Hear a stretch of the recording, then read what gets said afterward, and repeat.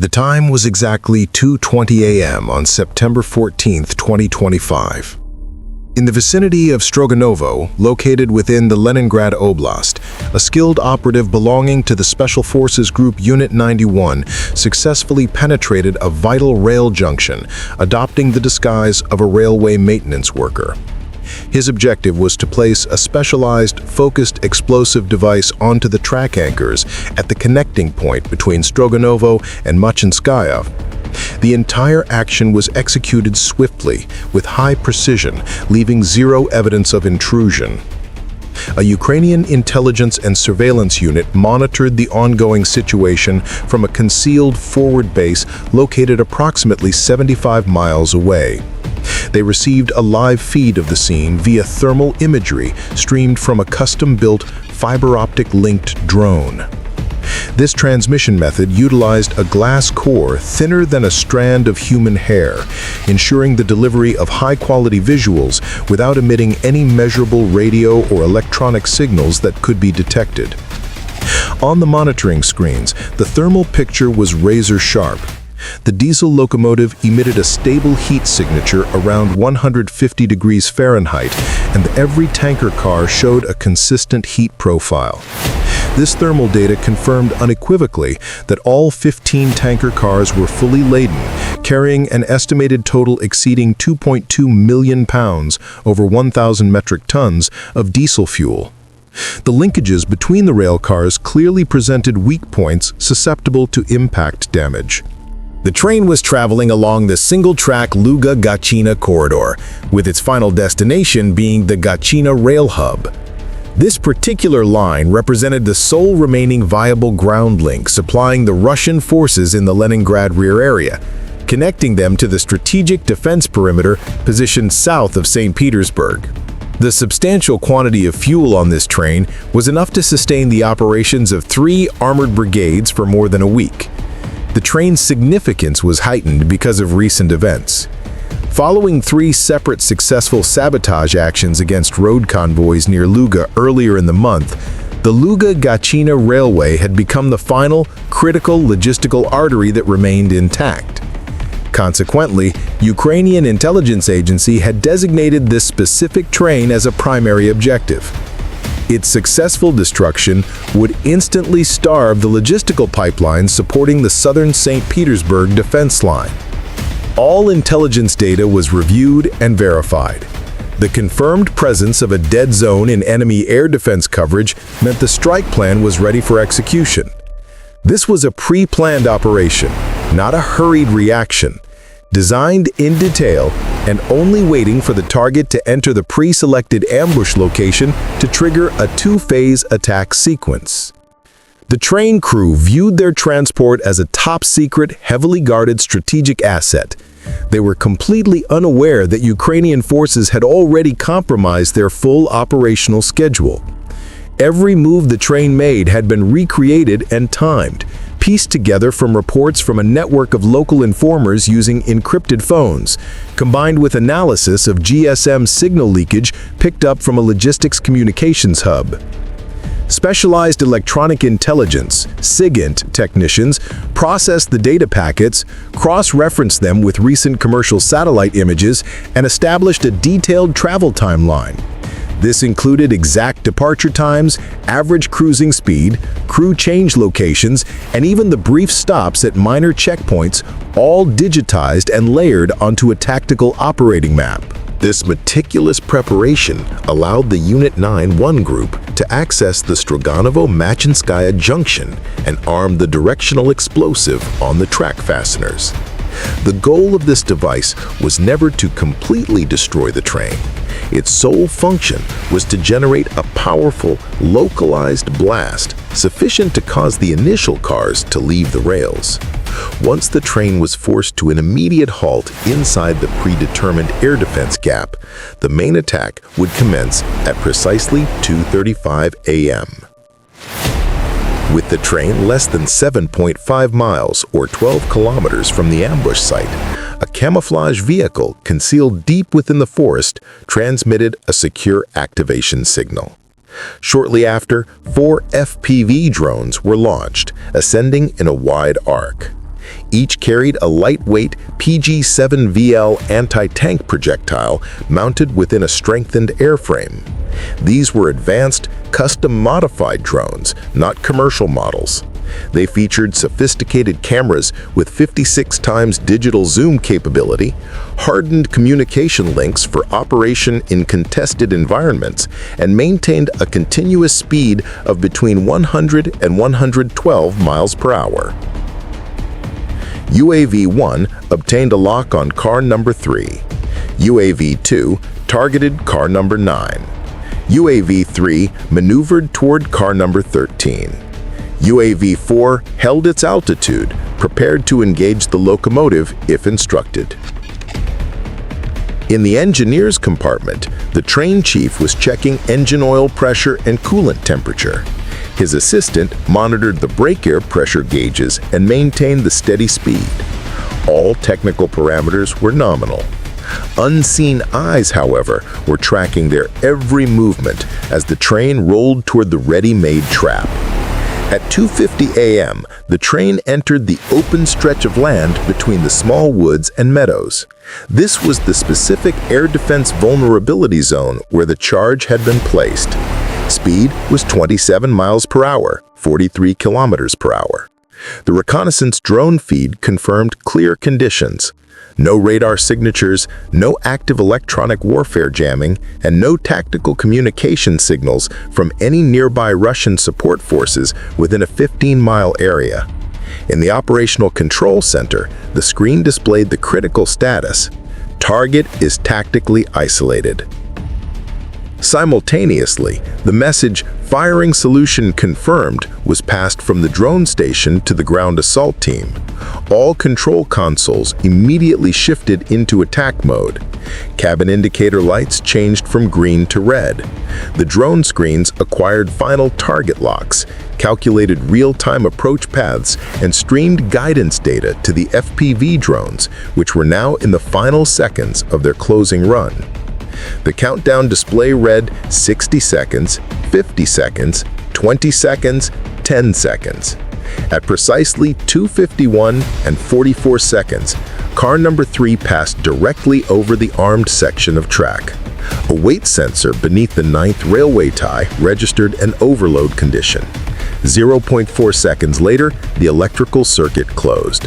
A series of small explosive charges fired sequentially along the rail ties and anchor points. The resulting blast was intentionally limited, but powerful enough to shear the rail fastenings, distort the steel rails, and pry the wooden sleepers free from the supporting ballast rock. Approximately 895 feet, or 300 meters of track, instantly failed. Cars 4, 5, and 6 through 11 violently slid off their alignment. Several wheel sets dug deep into the ballast. The entire train violently lurched, shook, and twisted under its residual momentum. The speed gauge plummeted. Intense vibrations ran through all 15 cars.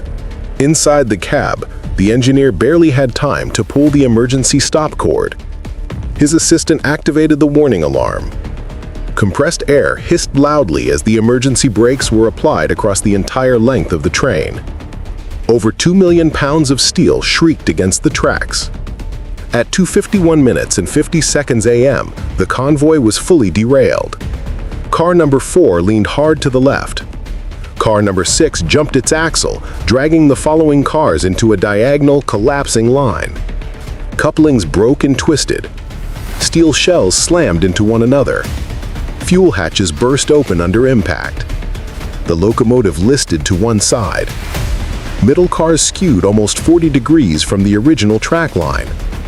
Several rear cars vaulted off the ground, stacking upon one another like spent casings. Nothing was left in its proper position. The train lay a twisted, wrecked mass, exposed amidst the destroyed track and scattered ballast. A few small secondary fires had started. Fuel was leaking in thin streams from beneath the tanks. The large, heavy transport had been forced to a stop. The crew struggled out, desperate to secure their convoy, unaware that the real decisive assault was still inbound. The train now sat in the open field, a crippled target awaiting its fate. The Ukrainian planners had chosen the location with perfect foresight. There were no military guard posts within a 12-mile radius. The closest town was over 5.5 miles away. No air defense, no quick reaction force. All that remained was the final, devastating strike designed to damage the train beyond all hope of recovery and permanently sever the critical supply line feeding the Velosolip front. The entire operation was precisely managed under the hard stop and pinpoint destruction strategy. Force the target to stop at a pre-selected site, then eliminate it using accurate drone strikes. At exactly 2:52 minutes and 40 seconds a.m., the 4 FPV drones were closing in from 3 directions, now less than 2 miles from their objective. On the reconnaissance screen, the scene was clear. The drones maintained stable speed, tight formation, and consistent altitude. UAV-1 maintained its lock on car number 3. UAV-2 focused on car number 9. UAV-3 proceeded toward car number 13. UAV-4 held its position, waiting for the order to strike the engine. At 2:52 minutes and 34 seconds a.m., UAV-1 crossed an abandoned road, sliced through a break in the forest cover, and dropped to an altitude of 100 feet, 30 meters. The camera shook momentarily in the localized wind shear. The operator made 3 rapid inputs to stabilize the view. Attack range, 150 feet, 45 meters. Dive angle, 24 degrees. The target instantly filled the screen in 0.8 seconds. The aiming reticle held steady. 2 seconds later, the first impact. The warhead penetrated car number 3. Diesel fuel immediately atomized under pressure. A pillar of flame shot 82 feet, 25 meters high. The blast wave pushed car number 2 further out of alignment. Fire spread through the interconnected piping and ignited car number 4. The locomotive cluster began to burn heavily. The fire was carried by the wind. Thick, oily smoke began to churn high into the sky. At 2:52 minutes and 50 seconds a.m., UAV-2 approached from the southeast. Its target was car number 9, the absolute center of the convoy. Aim point? The welded seam on the left side, slightly below the pressure vent. The shaped charge punched through the tanker wall, leaving a precise hole about 3 inches, 7.6 centimeters wide. Flames erupted instantly, followed by a violent full secondary explosion. Cars 8 and 10 caught fire simultaneously. The 3 middle cars were now burning as one massive blaze.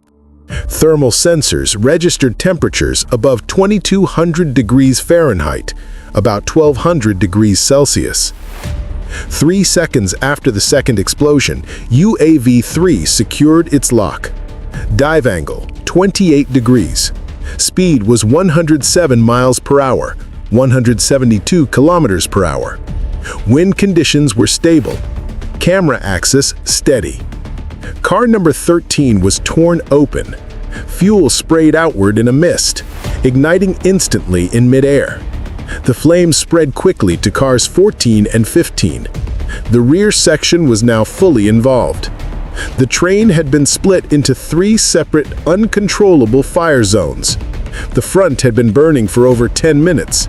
The center blaze was spreading with terrifying speed.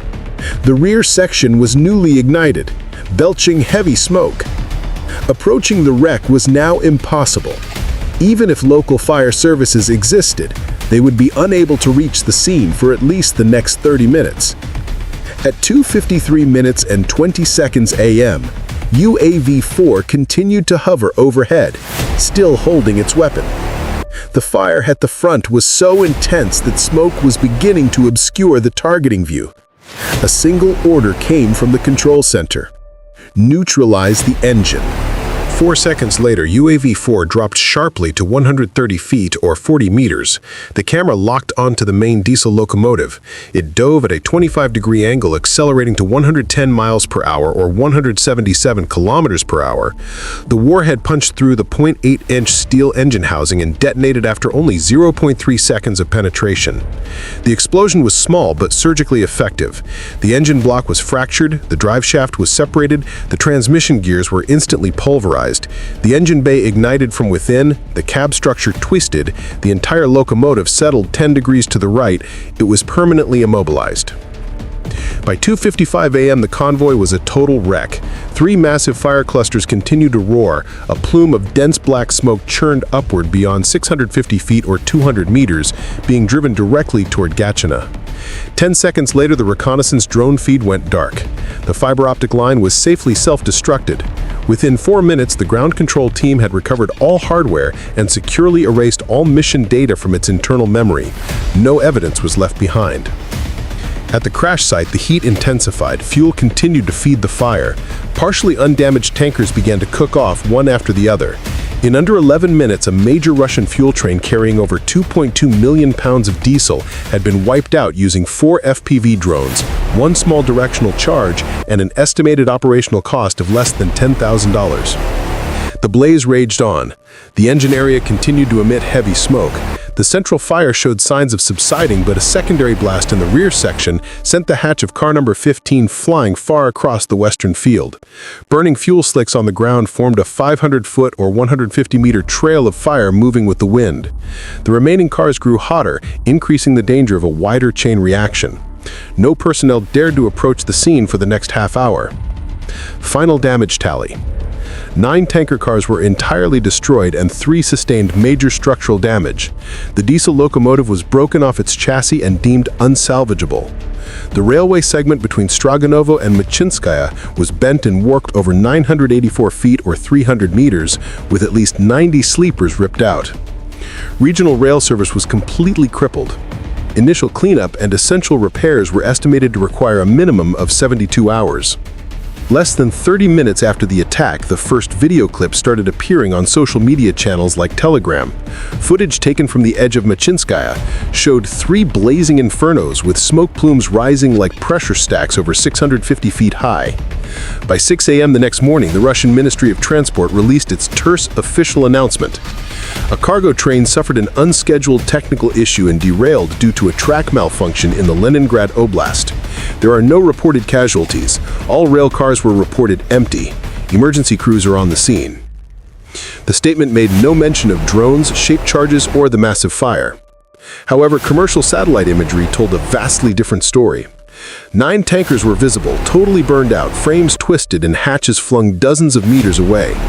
Flames had reached dozens of feet into the sky. The locomotive lay tilted, its engine room obliterated. A dense smoke plume extended almost 2.5 miles or 4 kilometers toward Gatchina, clearly visible even on commercially available thermal satellite photos released hours later. Independent and Ukrainian intelligence services confirmed that the train was fully loaded with diesel, a key component of the operational logistics chain supplying the large armored groupings south of St. Petersburg, a sector undergoing reinforcement for an anticipated major military action later that month. Estimated losses, Russian side. 9 cars and 2.2 million pounds of fuel, valued between $600,000 and $650,000. Locomotive value, approximately $2.5 million. Rail infrastructure repair, at least $350,000 for initial work. Total tangible material loss surpassed $3.5 million. In contrast, Ukraine's total operational cost was under $10,000. 4 FPV drones, 1 fiber optic surveillance drone, and the pre-placed explosive. The critical southern Leningrad supply route was disabled for 3 full days. This forced at least 2 armored brigades to divert their logistics onto the secondary rail line via Luga, a path that was longer, had less capacity, and was more vulnerable to attack. Subsequent military convoys were forced to travel in smaller segments, use more escorts, and pull air defense resources from other areas, stretching the Russian defensive network across the entire supply corridor. The true loss was not just the fuel, it was the operational tempo, the dependable heartbeat of Russian logistics that had been disrupted. Military analysts quickly noted the impact. 4 FPV drones and 1 IED. They destroyed an entire supply backbone. This is asymmetric warfare mastery and a clear warning to every train operator. Russia is out $3 million. Ukraine spent 1 night and 4 cheap drones. By nearly 8 a.m., the large fires were still not fully controlled. The locomotive wreckage smoldered. Core temperatures remained above 750 degrees Fahrenheit. Half-destroyed tankers lay twisted like empty husks across the open field. The black smoke continued to rise. It was not just combustible fuel burning. It was the logistics system itself. It was proof of a system breaking down internally. No railway line was secure anymore. No supply train could operate with confidence at night. And no logistics route would ever be considered safe again.